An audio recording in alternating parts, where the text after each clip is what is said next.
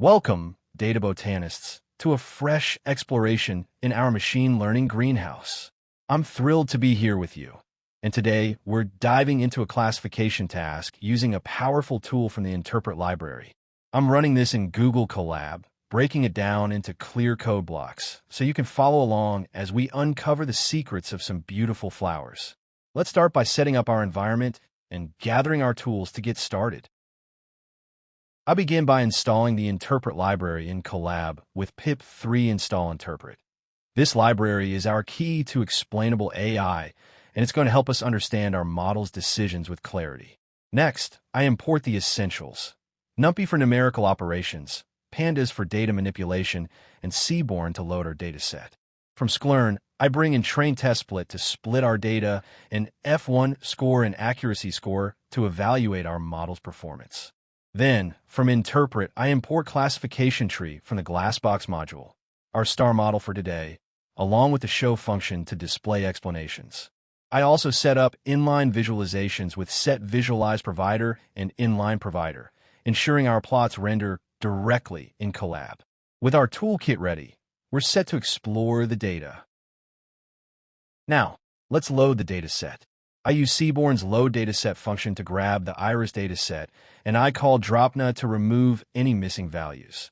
Though this dataset is clean, so we keep all 150 rows. I print df.head to take a look: sepal length 5.1, sepal width 3.5, petal length 1.4, petal width 0.2, species Setosa. The next row shows sepal length 4.9, petal length 1.4, species Setosa, small, delicate flowers. The iris dataset is a classic in machine learning, featuring 150 flowers across 3 species: Setosa, versicolor, and virginica, with 50 samples each. It includes 4 numeric features: sepal length, sepal width, petal length, and petal width, all in centimeters, plus the species as our target.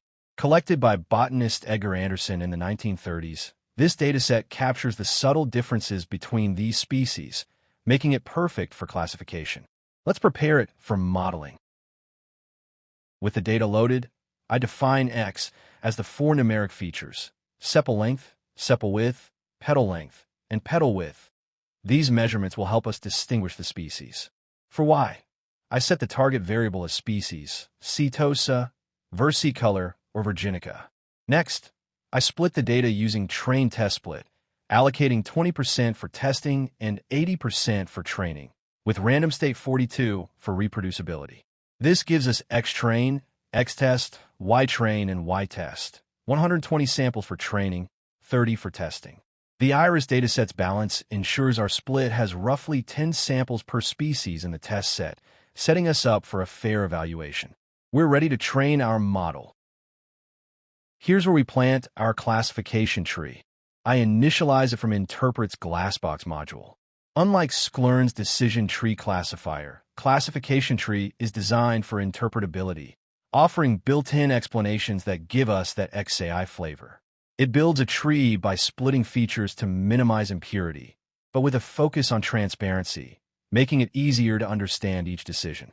I call fit on xtrain and ytrain to train the model, letting it learn how features like petal length and width separate the species. Once trained, I make predictions on xtest with the predict method, storing them in ypred. I evaluate with F1 score, using average set to macro and accuracy score. The results are stunning. F1 score 1.0, perfect balance of precision and recall across all classes.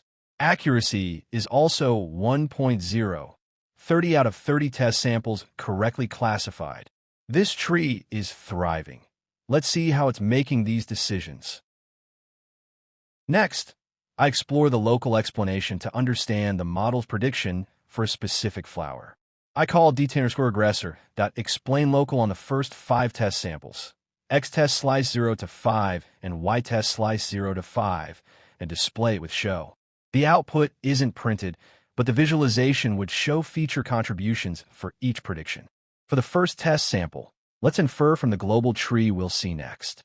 If this flower has petal length 1.4 and petal width 0.2, like our head Setosa, it'd likely follow a path prioritizing small petal measurements, predicting setosa with high confidence.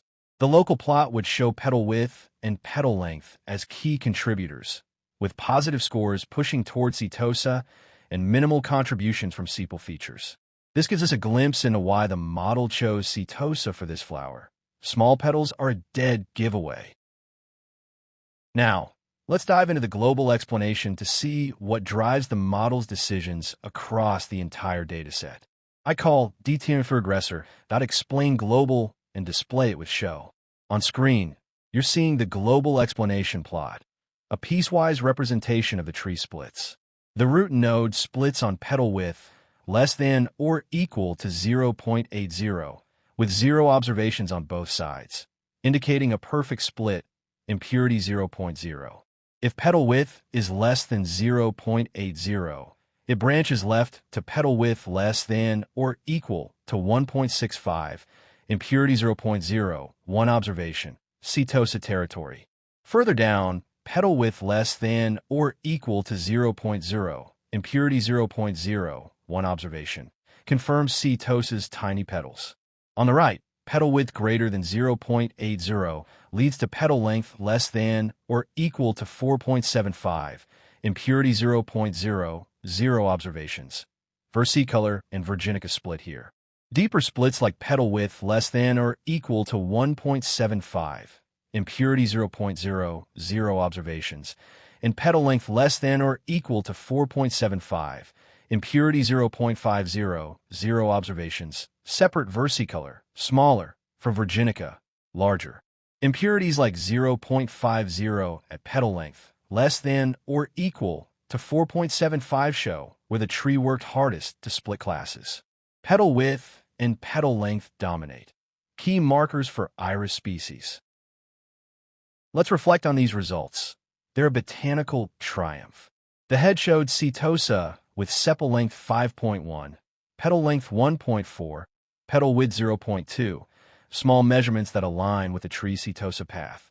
F1 score 1.0 and accuracy 1.0 mean perfect classification. 30 to 30 test samples, roughly 10 setosa, 10 versicolor, 10 virginica, all correct. The global plot reveals petal width less than or equal to 0.80 as the root split. Setosa's tiny petals, 0.2. Go left, landing in a pure leaf. Versicolor and virginica split at petal length less than or equal to 4.75. Versicolor's petals, around 4.0 length, 1.3 width, versus virginica's larger ones, 5.5 length, 2.0 width. The local explanation for our first test flower would echo this. Petal width 0.2 drives a setosa prediction, matching its true label. Classification tree's transparency, those clear splits and impurities, gives us that XAI flavor, showing exactly how it sorts these flowers. To wrap up this floral expedition, we've nurtured the iris dataset, a collection of 150 flowers, and trained a classification tree to a perfect F1 and accuracy of 1.0. The global explanation highlighted petal width and petal length as the key separators, with splits like petal width less than or equal to 0.80 nailing setosa, while the local view confirmed petal measurements driving individual predictions. This model's interpretability, those if petal width less than or equal to 0.80 rules, offers a taste of XAI, letting us understand every classification. Grab this code, experiment with the features, and grow your own tree. I'm enchanted by this iris journey. Hope it's got your data curiosity blooming. See you next time for another petal-powered adventure.